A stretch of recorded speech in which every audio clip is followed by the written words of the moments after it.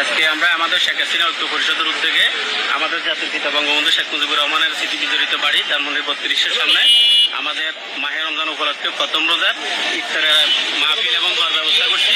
এখানে আমাদের চাঁদপুরের প্রতিনিধি আছে এবং আমাদের কেন্দ্রীয় লোকজন আছে। ইনশাআল্লাহ আমাদের ইফতার সফল হবে, আপনারা প্রত্যেকে দোয়া করবেন। ধন্যবাদ। ধানমন্ডির 3 বাংলাদেশ আওয়ামী লীগের কার্যালয়, দেখেন কি অবস্থা। এই কার্যালয়ে আজকে পরিষ্কার পরিচ্ছন্ন কার্যক্রম চলবে।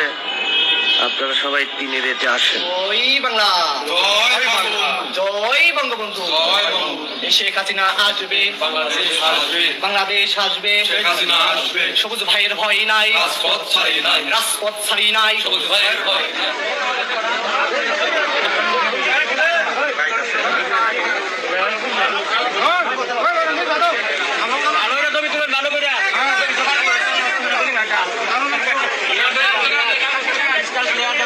সবাইকে পবিত্র মাহে রমজানের শুভেচ্ছা। প্রহসন, বিতর্ক এবং সমঝোতার মধ্য দিয়ে বাংলাদেশে নতুন সরকার ক্ষমতায়িত হয়েছে।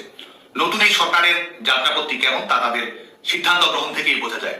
নতুন সরকারের পররাষ্ট্রমন্ত্রী হিসেবে নিয়োগ পেয়েছেন আগের সরকারের নিরাপত্তা উপদেষ্টা ডক্টর খলিলুর রহমান, যার নিয়োগদানকে কেন্দ্র করে বিএনপি স্বাধীনতা সার্বভৌমত্বের প্রশ্ন তুলে, মানবিক করিডোরের প্রশ্ন তুলে, বিদেশি নাগরিকত্বের প্রশ্ন তুলে যার পদত্যাগের দাবি তারা জানিয়েছিল।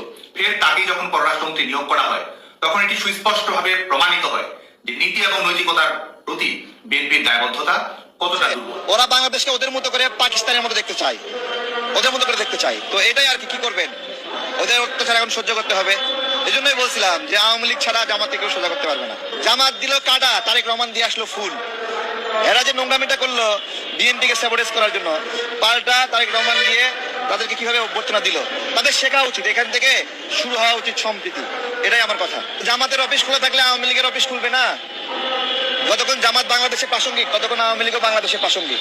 কারণ আওয়ামী লীগের অপরাধ জামাতের অপরাধের চেয়ে 1000 গুণে কম, 1000 গুণে কম। ঠিক আছে, নগদ তো একটু ঘা বেশি লাগে, ঘা শুকাবে, তারপরে দেখবেন। কিন্তু আমি তাদের যারা যে দলেরই হোক, জামাতে যারা হত্যায় জড়িত, আওয়ামী লীগে যারা হত্যায় জড়িত, বিএনপিও যারা হত্যায় জড়িত হবে, তাদের কাউকে ছাড় দেওয়ার পক্ষে না।